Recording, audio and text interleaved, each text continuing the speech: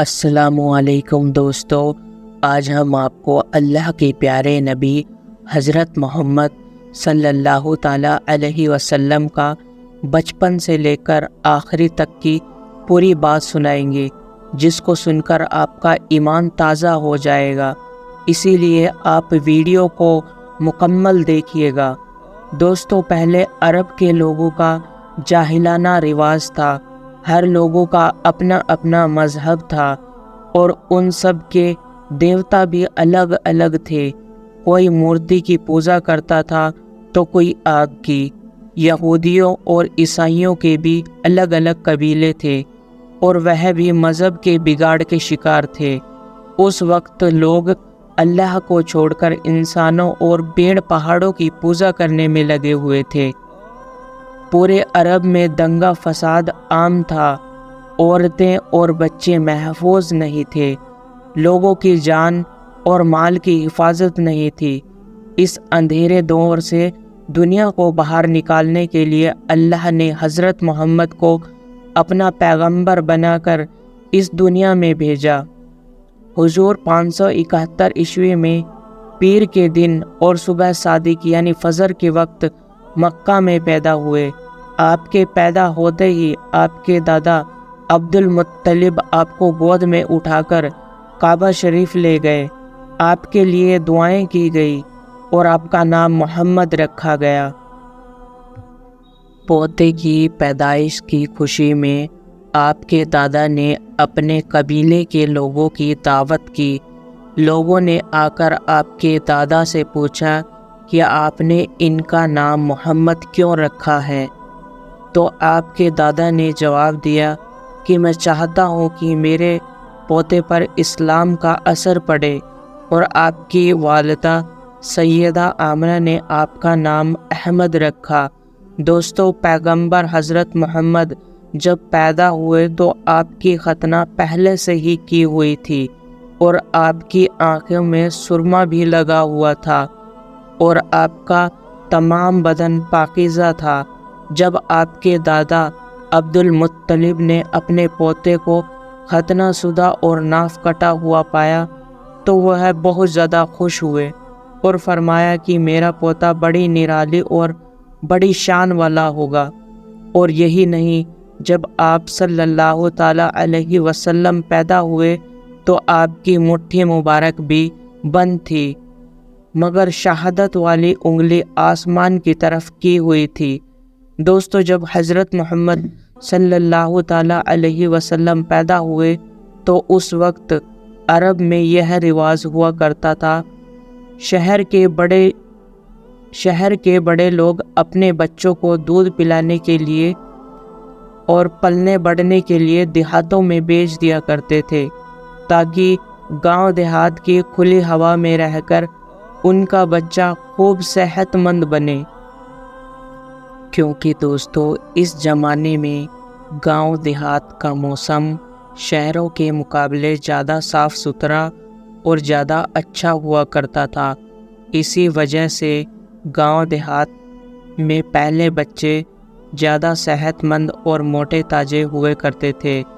دوستو، اسی رواج کے مطابق پیغمبر حضرت محمد صلی اللہ تعالیٰ علیہ وسلم کو بھی مکہ سے دور طیف کے قریب ایک علاقے جہاں بنی سعد قبیلہ رہتا ہے وہاں لے جایا گیا اور ایک عورت دائی کو سونپ دیا گیا جس کا نام دائی حلیمہ تھا اور وہ بنی سعد قبیلے سے تھی۔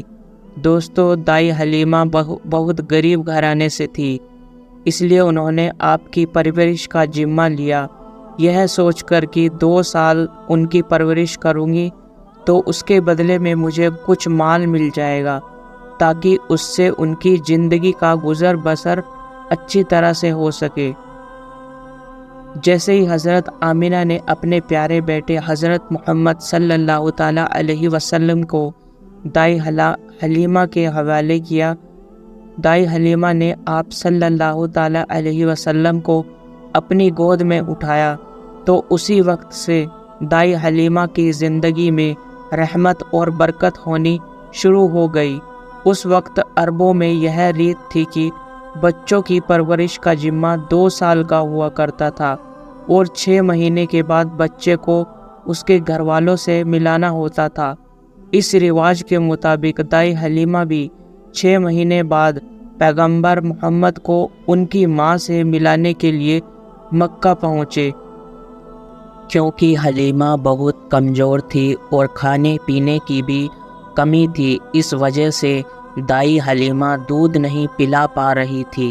لیکن جیسے ہی انہوں نے اللہ کی پیغمبر حضرت محمد مصطفیٰ صلی اللہ تعالیٰ علیہ وسلم کو اپنی گود میں اٹھایا اور ان کو دودھ پلانا شروع کیا تو پیغمبر حضرت محمد صلی اللہ تعالیٰ علیہ وسلم نے خوب دودھ پیا، اور آپ صلی اللہ تعالیٰ علیہ وسلم کے دودھ پی لینے کے بعد دائی حلیمہ نے اپنے معصوم بچے کو بھی خوب دودھ پلایا۔ یہ دیکھ کر حلیمہ پریشان ہو گئی کہ یہ کیا معاملہ ہوا، مجھے مکہ آ رہی تھی تو ان کے پاس دودھ نہیں تھا، مگر جب سے یہ بچہ ان کی گود میں آیا ہے تب سے اللہ کی طرف سے خاص رحمتوں کا آنا شروع ہو گیا ہے۔ دوستو، اس کے بعد دائی حلیمہ اپنے شوہر اور اپنے بچے اور پیغمبر حضرت محمد مصطفیٰ صلی اللہ تعالیٰ علیہ وسلم کے ساتھ ایک دبلی سی اونٹنی پر سوار ہو گئے۔ وہ اونٹنی بنی اسراد کے قبیلے سے نکل کر مکہ کی طرف آئی تھی، تو وہ بہت سستی سے چلتی ہوئی مکہ پہنچی تھی۔ لیکن اب معاملہ یہ ہوا کہ دائی حلیمہ کی اونٹنی سب سے آگے چل رہی تھی۔ دائی حلیمہ کی سہیلیوں نے اپنی آنکھوں سے دیکھا کہ دائی حلیمہ کی یہ وہی اونٹنی ہے جو مکہ میں بڑی سستی سے آئی تھی۔ اب یہ اونٹنی کو آخر کیا ہو گیا ہے؟ اب وہ بڑی رفتار سے چل رہی ہے۔ دوستو، یہ نظارہ دیکھ کر دائی حلیمہ کی سہیلیاں کہنے لگی، حلیمہ ہم پر رحم کرو، دھیرے چلو، کیا یہ وہی اونٹنی ہے جس پر تم مکہ آئی تھی؟ تو یہ سن کر دائی حلیمہ کہنے لگی، جب سے یہ بچہ میری گود میں آیا ہے تب سے معلوم نہیں عجیب واقعہ میرے ساتھ ہونے لگے ہیں۔ تو اس کے بعد دائی حلیمہ کی زندگی میں رحمت اور برکتوں کا سلسلہ چلتا رہا۔ ایسے کرتے کرتے 2 سال پورے ہونے کو آ گئے، یعنی کہ بچے کی پرورش کا ذمہ پورا ہونے آ گیا۔ خیر اور برکتوں کا سلسلہ دائی حلیمہ نے ان 2 سالوں میں اپنی زندگی میں خوب دیکھا۔ اس وجہ سے ان کا دل نہیں چاہ رہا تھا کہ وہ اس نورانی بچے کو واپس اس کے گھر والوں کو سونپ دے، مگر دستور کے مطابق 2 سال پورے ہونے کے بعد اس کو واپس چھوڑنا تھا۔ اسی لیے 2 سال کے بعد دائی حلیمہ پیغمبر حضرت محمد کو اپنے ساتھ لے کر مکہ کی طرف نکل پڑی۔ جو مکہ میں پہنچی تو حضرت آمنہ سے کہنے لگی، آپ کا بچہ بڑی ہی برکتوں اور رحمتوں والا ہے۔ جب سے یہ بچہ میری گود میں آیا ہے تب سے میری زندگی ہی بدل گئی، میری زندگی میں برکتوں اور رحمتوں کا دور شروع ہو گیا ہے۔ اسی لیے میری آپ سے گزارش ہے کہ آپ تھوڑے دن اس بچے کو میرے پاس رہنے دیں، میں تھوڑے دن اس کی پرورش کرنا چاہتی ہوں۔ تو یہ سن کر حضرت آمنہ نے پہلے تو انکار کر دیا، مگر دائی حلیمہ کے بار بار کہنے پر حضرت آمنہ تیار ہو گئی اور کہنے لگی، تھوڑے دن اور اپنے پاس رکھ لو، پھر واپس آ کر مجھے دے جانا۔ اس طرح سے دائی حلیمہ آپ صلی اللہ تعالیٰ علیہ وسلم کو واپس اپنے ساتھ لے کر حضرت محمد صلی اللہ علیہ وسلم کی عمر مبارک 4 سال ہو گئی۔ جب آپ کی عمر 4 سال ہو گئی تو ایک دن آپ دائی حلیمہ کے باہر کچھ بچوں کے ساتھ کھیل رہے تھے، اور میں حلیمہ صادقہ ایک بیٹا جو پیغمبر حضرت محمد صلی اللہ تعالیٰ علیہ وسلم کا دودھ شریک بھائی بھی تھا، وہ سب کھیل رہے تھے کہ اچانک آپ زمین پر گر گئے اور آپ کے چہرے اور جسم کا رنگ پوری طرح بدل گیا۔ دوستو، اتہاس کی کتابوں میں یہ ہے کہ اس وقت حضرت جبریل علیہ السلام پہلی بار حضرت محمد سے ملنے آئے تھے۔ جیسے ہی حضرت جبریل آپ کے پاس آئے تو آپ کو زمین پر لٹا کر آپ کے سینے کو چیر دیا، آپ کے دل کو باہر نکال کر اس کے بعد آپ کے دل کو جمجم کے پانی سے دھویا اور آپ کے دل پر جو ایک کالے رنگ کا چھوٹا سا لوتھڑا تھا اس کو ہٹا دیا، وہ کہا شیطان کے حصے کو دور کر دیا، اور اس کے بعد آپ کے دل کو واپس آپ کے سینے میں رکھ دیا۔ دوستو ادھر یہ دیکھ کر ساتھ کھیل رہے بچے گھبرا گئے کہ آپ کو کیا ہوا، اس لیے آپ دوڑے دوڑے دائی حلیمہ کے پاس پہنچ گئے اور کہنے لگے محمد کا کسی نے قتل کر دیا۔ تو یہ سن کر دائی حلیمہ بہت گھبرا گئی اور پریشان ہو اٹھی، بھاگتی سوچنے لگی کہ مجھے 2 سال کے بعد ہی اس کی ماں کو اسے دے دینا چاہیے تھا، اب اس کی ماں کو کیا میں منہ دکھاؤں گی۔ یہ سوچتے ہوئے دائی حلیمہ بھاگتی ہوئی آپ تک پہنچی۔ حلیمہ نے دیکھا کہ آپ کا جسم کا رنگ بدلا ہوا ہے۔ تھوڑی دیر بعد آپ کو ہوش آ گیا۔ یہ دیکھ کر حلیمہ کی جان میں جان آ گئی، کہنے لگی اب اس کو اور نہیں رکھوں گی اپنے پاس۔ اس کے بعد دائی حلیمہ مکہ پہنچے اور پیغمبر حضرت کو حضرت آمنہ کے حوالے کر دیا۔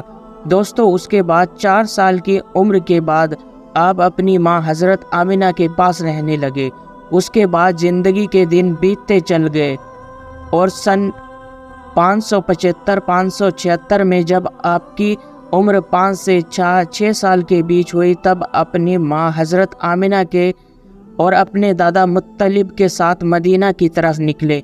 مدینہ میں آپ کے لیے 2 خاص باتیں تھیں، ایک یہ مدینہ میں آپ کے والد حضرت عبداللہ کی قبر مبارک تھی، اور دوسری بات یہ مدینہ میں آپ کے دادا عبد المطلب کے ننیحال بھی تھا۔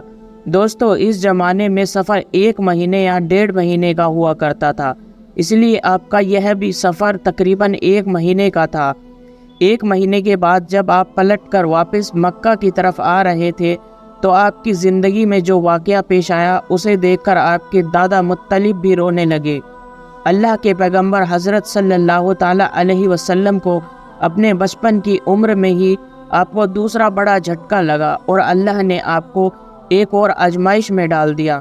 دوستو ہوا یہ کہ آپ جب 1 مہینے کے بعد مدینہ سے مکہ آ رہے تھے، راستے میں ہی آپ کی والدہ حضرت آمنہ کی طبیعت بگڑ گئی اور بری طرح سے بیمار پڑ گئی۔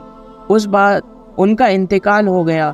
مکہ اور مدینہ کے بیچ الابوا نام کا ایک جگہ ہے، وہیں پر حضرت آمنہ کو دفن کیا گیا اور اس طرح سے آپ 6 سال کی عمر میں ہی یتیم ہو گئے۔